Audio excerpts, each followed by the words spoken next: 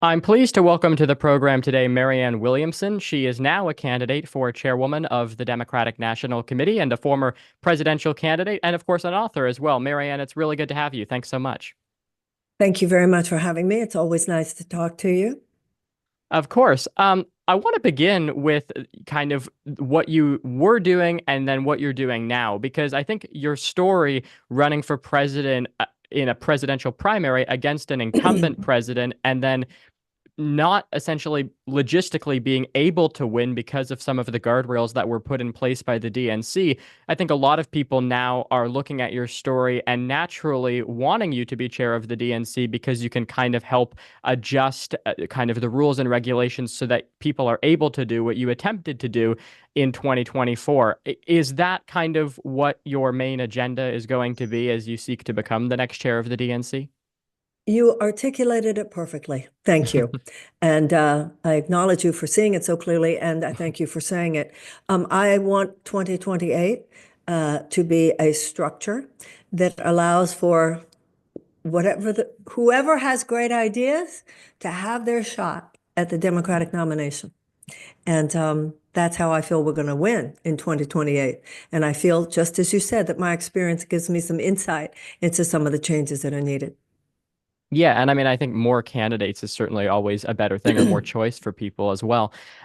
For people, I guess, who are Democracy. watching, totally, exactly. For people who are watching, though, who perhaps are not as familiar with the actual role itself, chairperson of the DNC, maybe just articulate that a little bit for us, and then specifically what maybe the previous leadership failed to do that ultimately resulted in a loss in the 2024 election.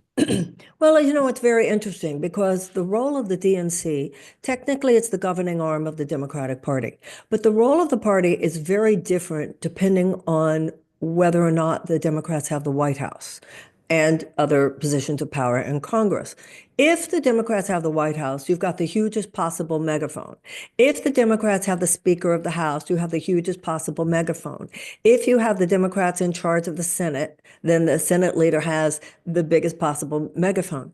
We don't have any of those in the season coming up. So the DNC is the de facto megaphone for the Democratic Party. Now, all of the expertise that other people running for this office represent, having to do with data analysis, having to do with in the weeds activating of voters, everything that has to do with fundraising, all of that kind of expertise is important. It needs to be done. And the Democratic Party has the people who know how to do it. There's no question about that.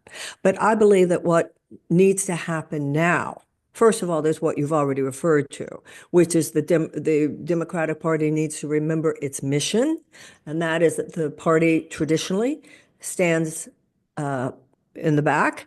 The voters decide. I mean, we're not going to save democracy if we're not practicing it in our own house, right? And so standing back, allowing the voters to decide who the candidate will be is extremely important. So that needs to shift back to what is righteous and pure and ethical and true, right?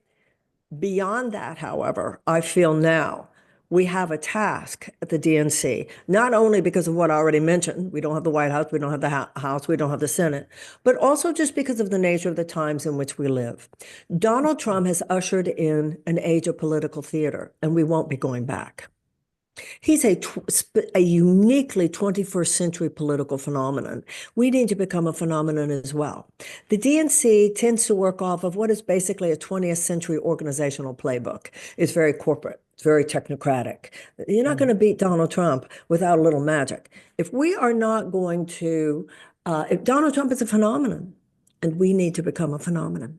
We need to meet him on his level of emotional and psychological frequency, the influence. I always refer to the collective adrenaline rush that he's created among the American people. And that's what I would help happen were I to be a DNC chair, being out in the country, talking to people, articulating the essentially moral vision of the Democratic Party, which I believe is based on the moral vision of the Declaration of Independence.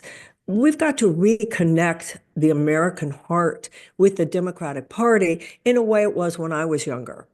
It used to Mhm. be that no matter what knew that the Democratic Party was the party working for the people. And for the most part, the working people of the United States felt like the Democratic Party has my back. That's no longer necessarily true. And we've got to repair those frayed bonds of affection, and we need to do it quickly.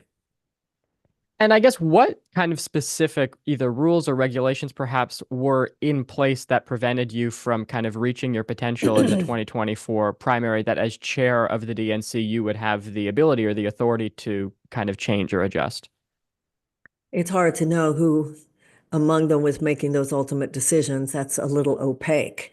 But we do know this. The established party line was uh, basically there would be no primary. Hmm. That the party saw as its mission, and that was overtly stated, that the party saw as its mission the renomination of President Trump, of President Biden. Now, I'm old enough, and the canard was put out there that, oh, we don't primary a sitting president. Well, sorry guys, I'm old enough to remember when Eugene McCarthy and Bobby Kennedy Sr. primaried Lyndon Johnson. Not only that, but I remember why it was so important. They did so in protest of the Vietnam War. Their running against him made him drop out. Now, some people say, yeah, but that's why we can't do it because then Humphrey lost. Excuse me, Bobby Kennedy Sr. was assassinated. And that made all the difference. So this idea that we don't primary incumbents, we primary in this country incumbent senators, congresspeople, mayors all the time.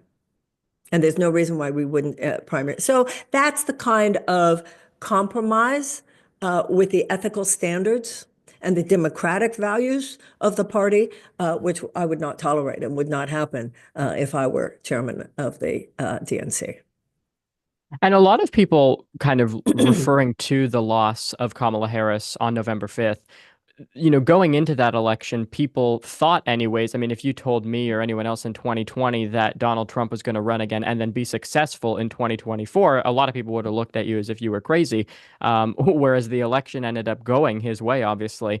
How much of that is, the fault of the campaign, in other words, out of the hands of the DNC versus how much of it was, the fault of those at the top, the chairperson of the DNC at the time, et cetera? I think it's a bigger picture than that. It's the fault of the Democratic Party. I don't think laying the blame on this person or that particular aspect of the party is going to help us. It's a larger picture than that. To Mm. me, the Democratic Party created a big fat hole, and Donald Trump walked into it. And if it hadn't been Donald Trump, it would have been someone else. It's been years now that the Democratic Party has been willing to tolerate a $50 trillion transfer of wealth from the bottom 90% of the American people. There are wonderful Democrats out there in the House and the Senate, governors, state legislators who work hard to promote the democratic values that I grew up with and always saw as the core identity of the Democratic Party, the sort of Rooseveltian ideal that the tools of government can be used to help people, to actualize the value that all men are given by God, the inalienable rights of life, liberty, and the pursuit of happiness. Over the last few years, there's been this kind of aberrational chapter of the Democratic Party's existence where it's kind of trying to have it both ways. Yeah, we stand for those things, and we need the insurance company donations. We need the pharmaceutical company donations, and big food, and big chemical companies, and big ag, and not gun manufacturers. You can't pin that one on the Democrats, and big oil, and defense contractors. And you can't have it both ways. So as soon as the Democratic Party started taking the corporate money back in the 1970s, that was the point at which there began to be this decline in moral authority and in what Martin Luther King would call cosmic companionship. That's when your magic started leaking out like water out of the bottom of a boat. And what about, I mean, this might be more of a campaign thing, but like if we look at how funds were allocated over the course of the 2024 campaign, and then you think about the fact that right now, for example, the Harris campaign was $20 million in debt because they were paying, people like Oprah and Beyonce and what have you to do campaign speeches for them over the course of the election. how much of the kind of fundraising component is the DNC responsible for? And I'm asking that because you have people now like Lindy Lee is an example, who's a longtime Democrat organizer, who is saying that the party was misinforming all of the people around them that they were going to be successful in 2024. And that was kind of their fundraising pitch. And then, of course, it ended up going the complete opposite way. Okay, I have a couple of things to say. First of all, I can't let the moment pass. I have known Oprah Winfrey for many years, and I feel that her ethics are impeccable. So Right. when Oprah says that the money she got went to pay for the production and to pay her people, I agree with her. Oprah Winfrey has Totally. so much money; she doesn't need to take $1 million from. Right. So Yeah. I wanted to say that. Also about Yeah. Lindy Lee, let's be very clear. After I announced Lindy Lee was one of the shills for the Democratic National Committee establishment that went on television and said, oh, we should just ignore her. And I remember when she said that, she was obviously miffed that I was running. And I remember thinking, well, good luck. You can't just ignore an FEC registered qualified candidate.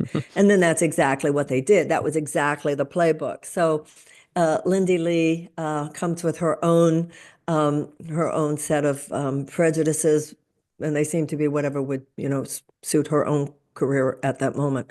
Um, Clearly, we've all seen uh, the ridiculousness of not only the expenditure of money in that campaign, but just some of the decisions. Like you said no to Joe Rogan.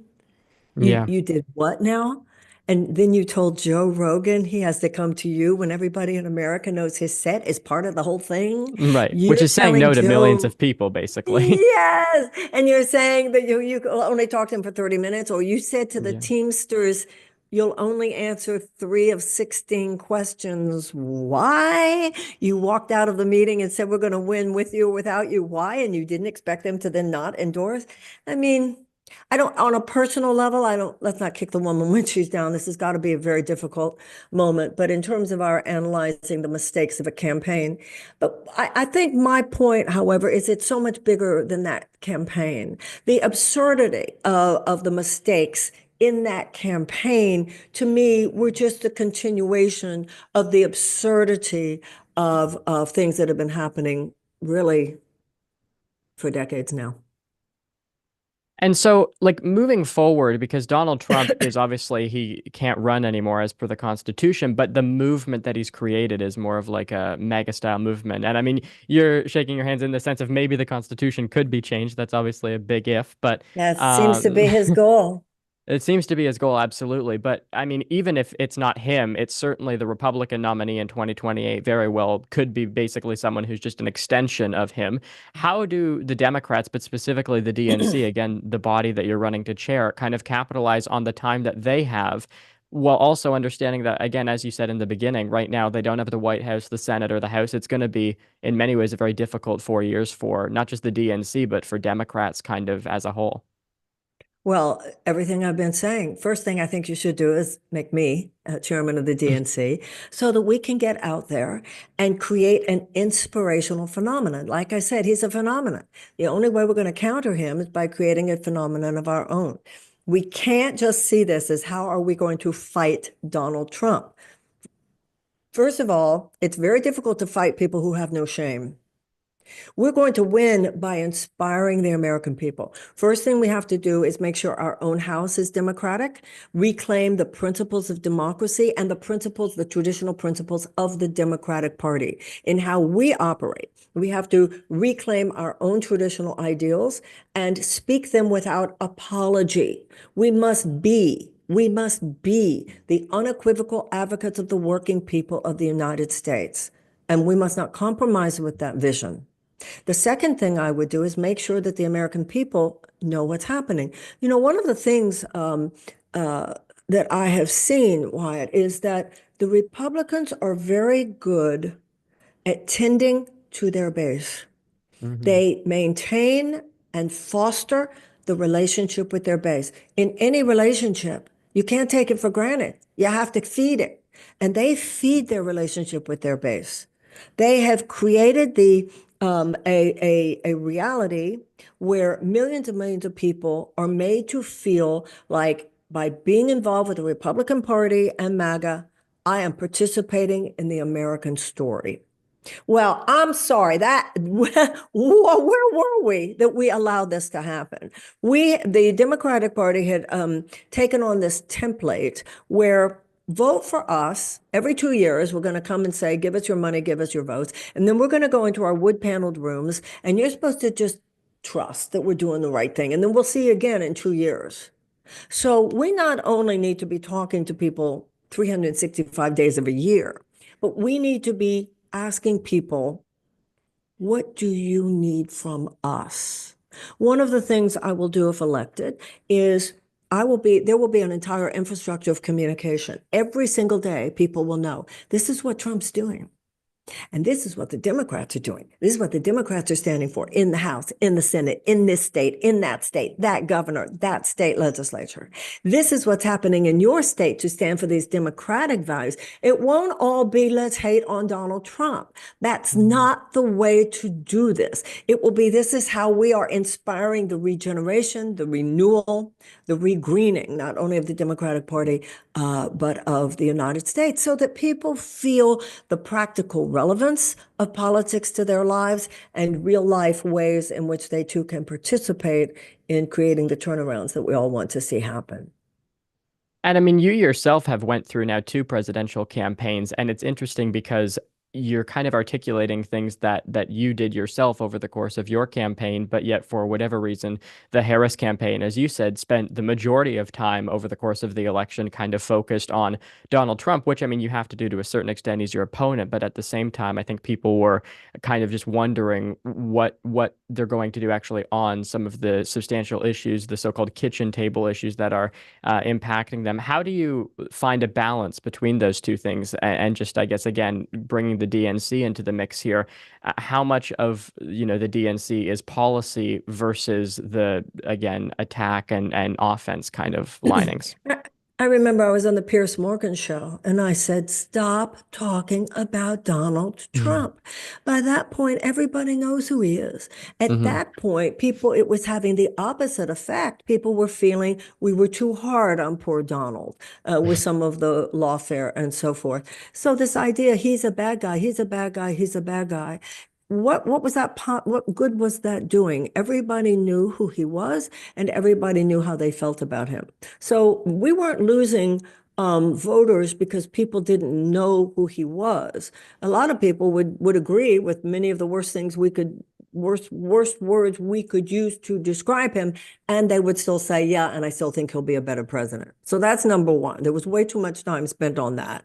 That was almost like relitigating something that we had already lost that battle in 2016. That was number one. Number two, a lot of people now say, oh, we should have talked more about kitchen table issues. You think? First of all, if it took this devastating defeat to remind you that people are suffering out there, Yeah. that 1 in 4 Americans live with medical debt, that 70 to 90 million Americans are either uninsured or underinsured, that people are rationing their insulin, selling their blood plasma. It took this to remind you, yes, we should really talk about kitchen table issues. Then you do not have the fire in your belly, and you should step aside and let somebody who does take it from here. Not only that, though, I'm worried about the people who can't even afford a kitchen table. And that's the poor and the near poor in this country who are basically just brushed off by the political system because they just say, hey, they don't vote anyway. That's immoral. And that right there is undemocratic. And just I want to conclude with this, the two values of honesty and integrity, because if you look at, again, that time period, July, August, you had people who were telling President Biden that if, he didn't step aside, that the party would not be successful. And then, of course, he did step aside, but a lot of people said it was too late. And that's the reason why Kamala Harris was not successful, because she had a very short amount of time to kind of convince people on her vision. But then even with the time that she did have, again, she didn't bring up a lot of substantial policy issues. She did, a handful of interviews. You referenced the Joe Rogan situation. But a lot of the kind of calls for Joe Biden to stay in the race was being called rather from kind of the inner workings of the DNC itself. So how do you, just again to conclude on this kind of hopefully uplifting note, how do you restore those values of honesty and integrity to the party? Well, first of all, the lack of integrity began with the fact that they didn't have a primary where other candidates, whether myself, Bobby Kennedy, Dean Phillips, or whomever, were given a fair, or the voters were given fair exposure to us, whether it was blacklisting on legacy media channels, infiltrating our campaigns, kicking us off ballots and so forth, creating false narrative, character assassination. It's ugly stuff. But secondly of all, even when the president left, we had time. We could have had a blitz campaign. Yeah. We absolutely. I was saying as soon as he left, okay, I'm ready to debate Kamala. She could have debated me. She could have debated Dean. But Yeah. they were like, no, only insiders allowed. Only insiders are qualified. What that means is only those qualified to perpetuate the system as we already run it. That's not what America is supposed to be. That's not America. I mean, American democracy is one in which, according to James Madison, if you were born here, if you're 35 or older, if you lived here 14 years or longer, then you can run for president and you can be president. And it's the job of the Democratic Party to honor that, not try to suppress that because it's not convenient, according to a small group. All right, we'll leave our conversation there. Marianne Williamson, thank you so much. Thank you. Lovely talking to you.